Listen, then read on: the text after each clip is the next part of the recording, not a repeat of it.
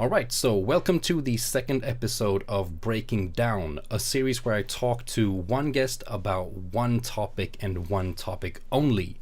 And in today's episode, we have a very special guest. It's not a pro player, but it's definitely one of the more famous persons in Battlerite.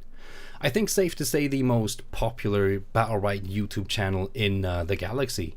So welcome to Xiomaro of, is it Xiomaro TV now?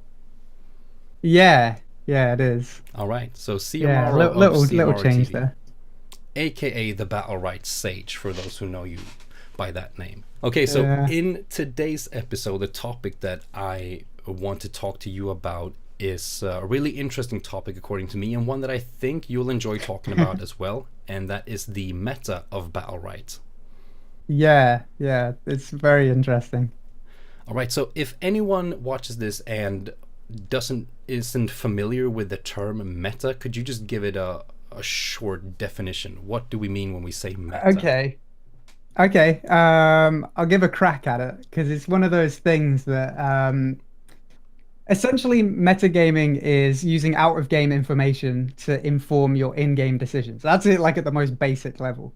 But what it translates to in a game is, oh, well, I know the enemy team has a Lucy main. So I know they're going to pick Lucy. So, with the new bans and stuff, obviously that opens up a whole new thing with all the meta stuff where you can ban champions that people are going to use. That would be metagaming. If you ban a champion and the enemy can't.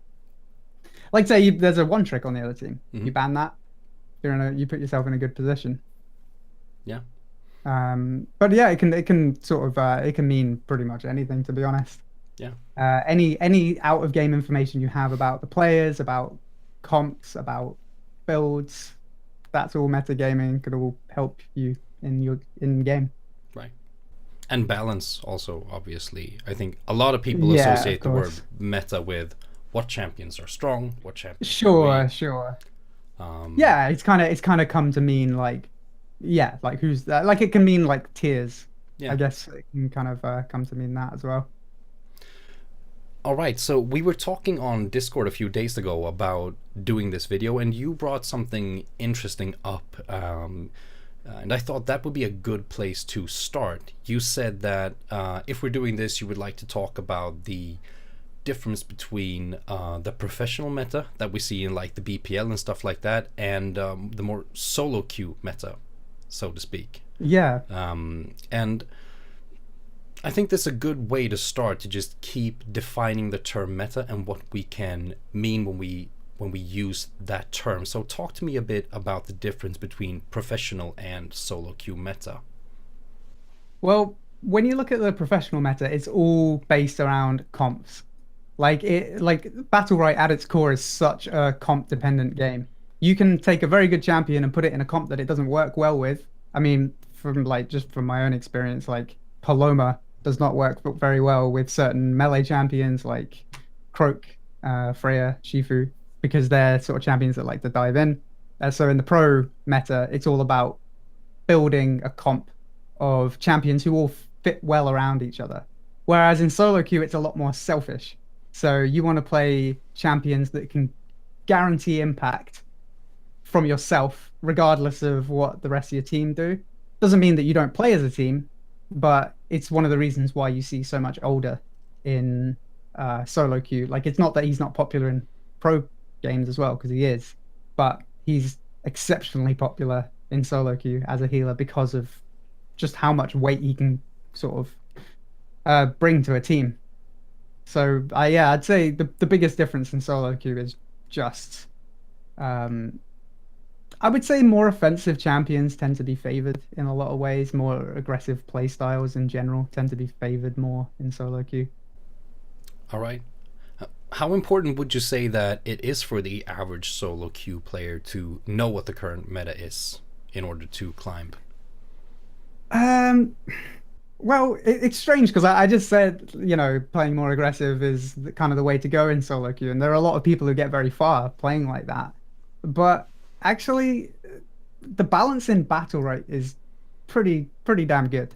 So, as a new player, if there's a champion you click with, you can climb with pretty much anything. There are people in the top 200 who've played pretty much like you can find someone who represents a champion in the top 200, like any champion. Like someone has managed to get to the top 200 playing that champion. So you can play pretty much anything. Hmm. But some stuff's more favored than others, I suppose. All right. Would you say there's ever been like a point in the game, because you're playing the game at a relatively high level, right? I think you're champion level at least. Yeah, yeah. Like to me, it feels kind of very mediocre tier. Like, you know what I mean? Yeah, but to the average Battlerite player, that is still like pretty high Yeah, level. like And yeah. so with all that experience, has there ever been like a point in the balance where you feel like this champion is just it's in a too bad spot right now, there's no use playing it up here against other champion or grand champion level players? I'm trying to think. There was a time when I used to think Pearl was kind of rubbish in 3v3, but then I came across a few Pearl mains who were really good in 3v3, and I was like, maybe not. So I don't know. There was a time when Shifu was the absolute bane of my existence, and then he just disappeared for a while. So I wouldn't say that Shifu was like trash. Like you could certainly play him, but I don't know. I don't think there's any champion I can think of that just solidly was just. I suppose Xander. Xander at the moment is a little bit kind of like you can make him work, but you have to work twice as hard as anyone else to get the same value. There was a lot of talk about Alicia when she was released. Like True. she needed True. like Yeah. was it like 4 patches of buffs before people Yeah. started calling her good? Yeah. True. True. I don't know. I always felt like it wasn't that she was complete trash tier, but she just wasn't quite competitive. Like there were people making her work, but it was like with the Xander situation where it was a lot harder work to get the same value. All right. I'm curious about when you find these things out, when you come to a conclusion that like, okay, this is good, this is bad, this is stronger than this thing. How do you come to that conclusion before you make your videos where you tell everyone, hi, this is the current state of the game after last patch? How do you come to that conclusion? I usually get the opinions of players that I respect. Like quite often it will be my own opinions, like my own experience playing games after a patch, mixed with I'll usually send out like a message to a few people, just go like, hey, what do you think of this champion? What do you think of this? And then I'll usually take that on board, and usually I'll just kind of put my own sort of spin on it. Like I might disagree with people, or you know they might bring up a point that I'd never even thought of. So yeah, mostly it's actually just community feedback that I usually sort of gauge things by, because like I say, like champion playing at champion might seem like relatively high, but when you compare it to like BPL players, it's just a totally different league of play. Like so I really respect those sort of people's opinions. I like to see what they're saying. All right. Is it a viable strat in that situation to like for you to play champions for like research? I feel like if it's a champion that I haven't played enough in the past, I'm not gonna get a good enough gauge of the champion, because I'm not going to be playing it to its best potential. You know, like there might be a champion who at the top level, you know, someone like Rook. Like obviously there was that period of time when Rook was just stupid, but Rook was one of those champions where some people could pick him up and just be quite good with him straight away, and he would feel really strong. But the further you climbed with him, the more it became like his shortcomings became more apparent. And I think it's the same when you're trying to gauge how good a champion is. If you're not playing it at the top level, if it's not your strongest champion, you're not going to get a good gauge of how good that champion actually is. So it's always better to people who play it a lot. Like if I'm trying to think, oh, is Esmo good? There's a few Esmo players I know. I'll ask them. Okay. Has there ever been a period in the game or like a certain meta that you would say was your favorite to play or watch? Well, actually, one of my favorites to watch was the Rook meta. But to play, I have to say, when Destiny was just released and she was just so overpowered, Hmm. I was pretty much just a Paloma trick at that Paloma one trick at that point. And Paloma, Destiny, and pretty much you just threw any other range champion or Thorn, who was also pretty good and has continued to be good for like such a long time. But it was so easy for Paloma at that point. Like it was such a easy meta for me. And yeah, like I know that's super biased, but yeah, for me that Yeah. was the best meta. But to watch, I actually really enjoyed the Rook meta. Like I know it wasn't fun to play. Like when I was playing it, it was annoying, but to watch it was like so much going on. It was I really enjoyed that. Okay, so what was it about, more specifically, about that rook meta that made it so enjoyable for you to watch? Well, I found it very interesting because there was almost a little bit of a switch of roles with the because you had Rook, Ivor, and Older. Yeah. And there was a little bit of a weird role like switch between Ivor and Older, where Older was in some teams like in Impact, Godov was putting out more damage than anyone.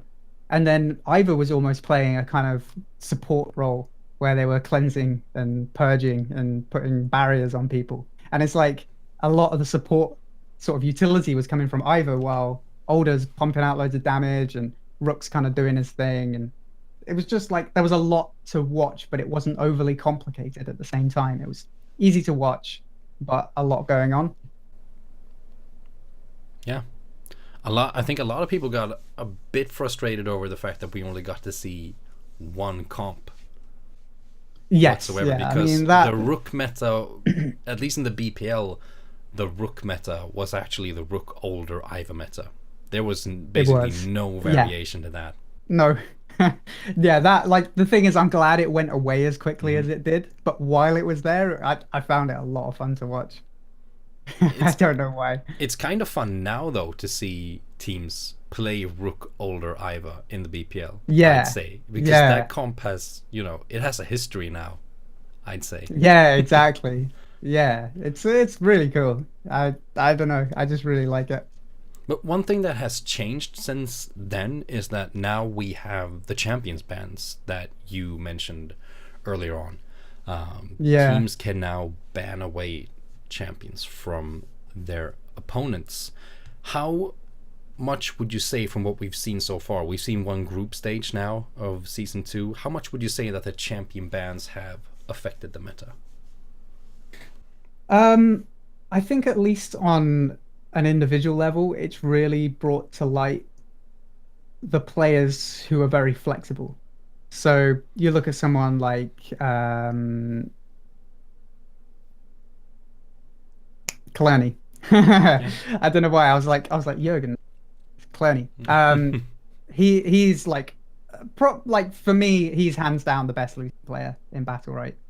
He was having his Lucy. He's had his Yeah. Lucy banned plenty of times, but it just doesn't affect him because he can play pretty much anything else. Like it's like I mean, if you watched his stream, which I'm sure most people have, like Hmm. he's a very good DPS player as well. Yeah. And I think it's really interesting how much the bans, like obviously it shapes comps in a really interesting way, but actually what I found most interesting about it is just how much it's showcased the really flexible players. And Dolos have been doing really well They as a have. result.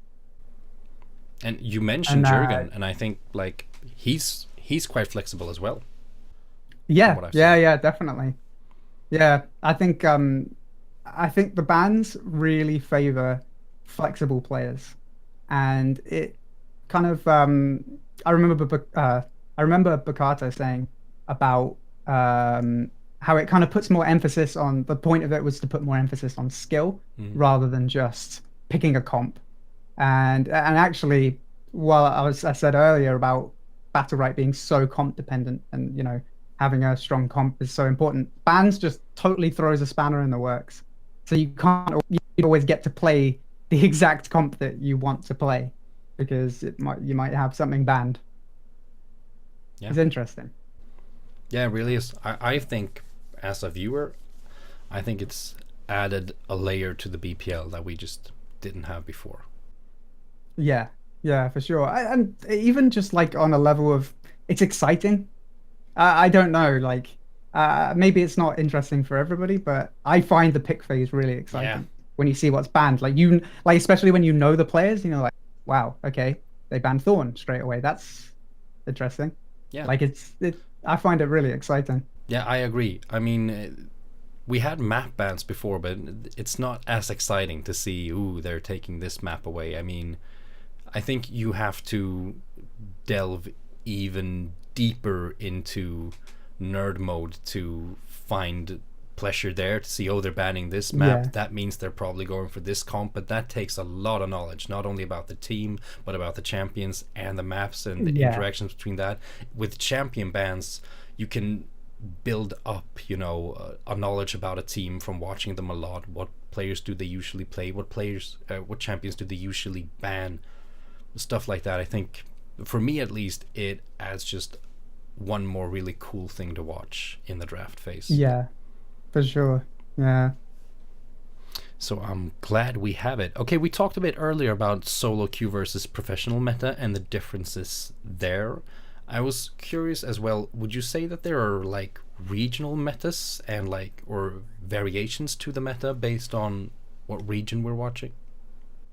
Well, I would have said, I mean, maybe I'm just not as kind of clued up on what's happening in kind of NA. Like, obviously, I know what's happening in the pro scene, Mm-hmm. but outside of that, um, it used to be that NA had a lot more of an aggressive play style.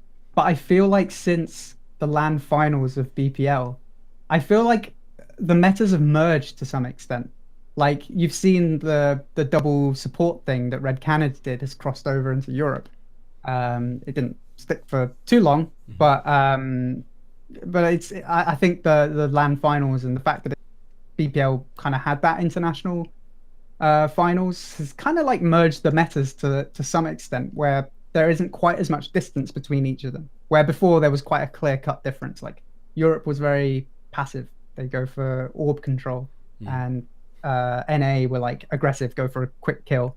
Um, and yeah, like I think it's kind of met somewhere in the middle at this point. All right.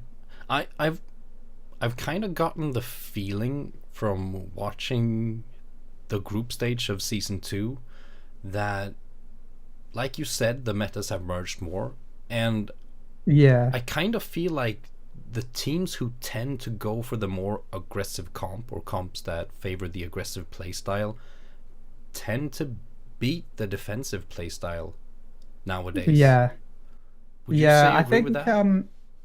yeah, it seems like that. Yeah, I think.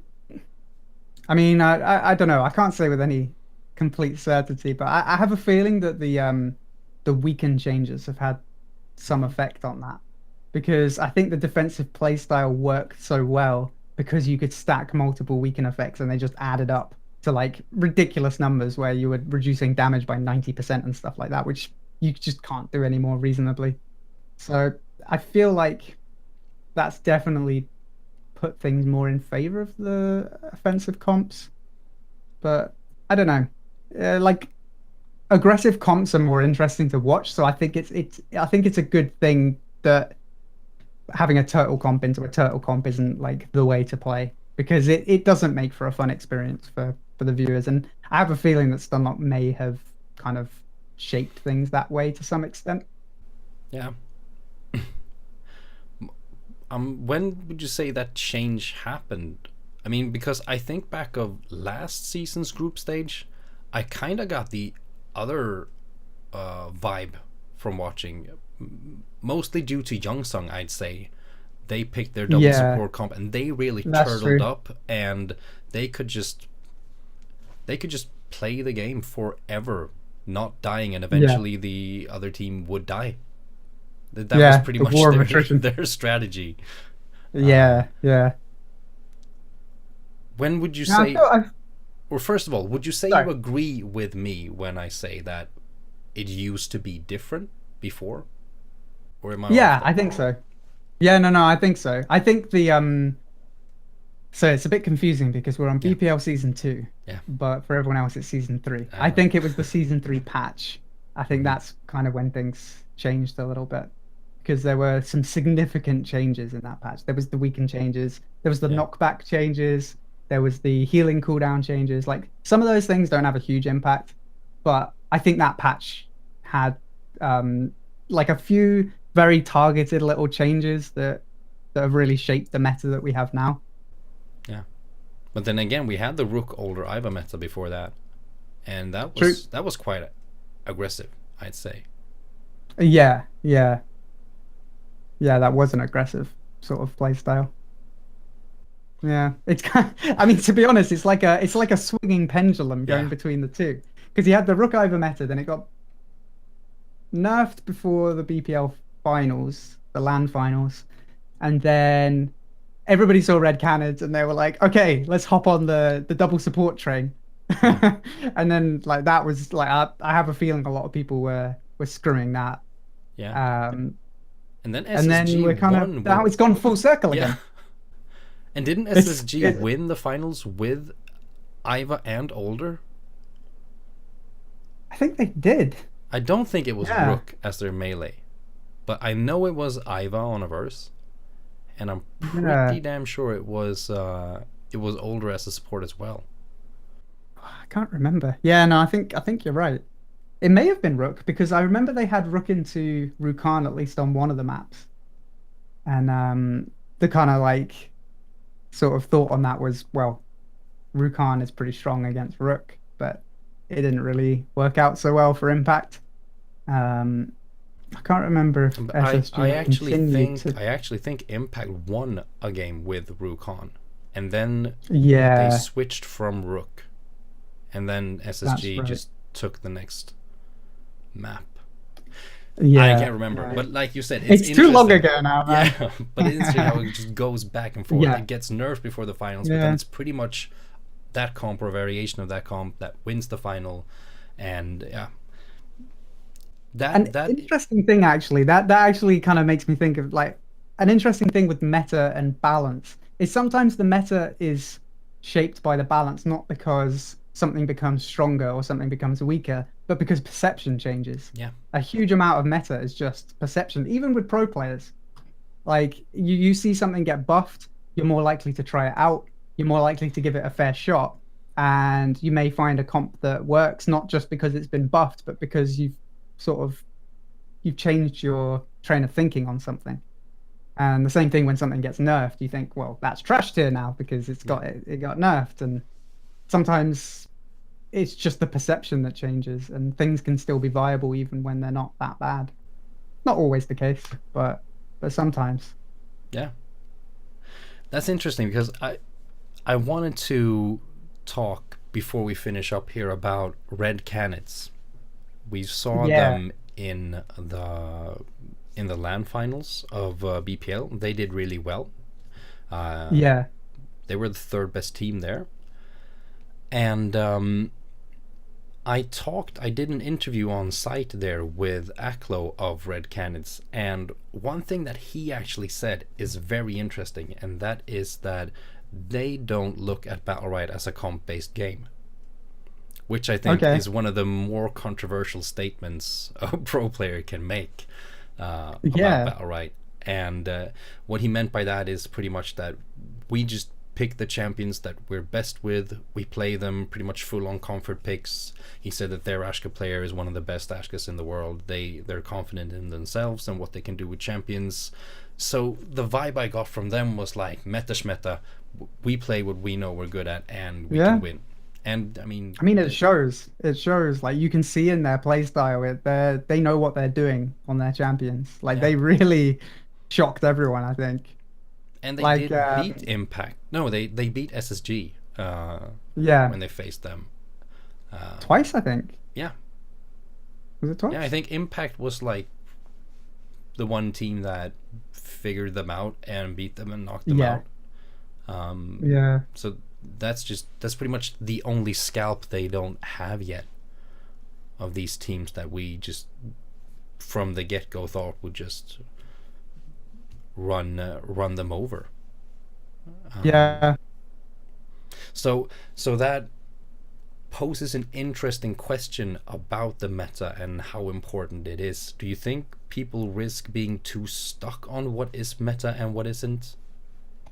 Definitely. I mean, it happens in every game, and in most games, it's silly to get too stuck on what's meta and what's not. But I would say in Battlerite, even more so than any other game. Like, as an individual player, like obviously as a pro player, you've got to go with like whatever your team needs, or whatever you kind of think is going to work. But as a solo player, yeah, like I think the kind of meta shmeta thing is kind of the way to think about it, really. Like, don't worry about it too much. Like, if you know there are some specific things that you know don't work, fine, you know, switch. Like, for example, like I said earlier about Paloma, I really struggle to make her work with certain melee champions, so I just won't play her with those. So there are some meta / comp considerations, but for the most part, yeah, I think people always put too much focus on meta in games because there's always the outliers who just defy the meta, and I think if they do it, why can't anyone else? Yeah, it'll be interesting to see Red Canids if they make it to next LAN when we have bans again. I think they will. They've been doing pretty good so far. So they 6-0'd their group, right? I think they did. Yeah, and they've been playing some slightly different stuff. Like they've been changing it up a little bit. So, and they seem to be doing pretty well with everything. So they've adapted really well to the new system. So yeah, I'm kind of rooting for those guys now. Oh. Like I really like Red Canids. Yeah. They're a good team and nice guys too. Yeah, they really are, and an interesting team. The fact that they have this different perspective on the game, basically, exactly, makes them very interesting to watch. That's exactly why I'm so fascinated by them. They just completely go against the grain of what everyone else thinks. I really like that. All right. Well, it's been a pleasure talking meta to you, Xiomaro, and getting the opportunity to pick your well-filled brain. I'm thinking, before we shut things down here, I know that your YouTube channel is kind of going into a new phase right now. Most people have probably already heard it on your channel, but would you like to take just 1 minute and for the viewers of this video, just give a little summary of what's going to happen with Xiomaro TV?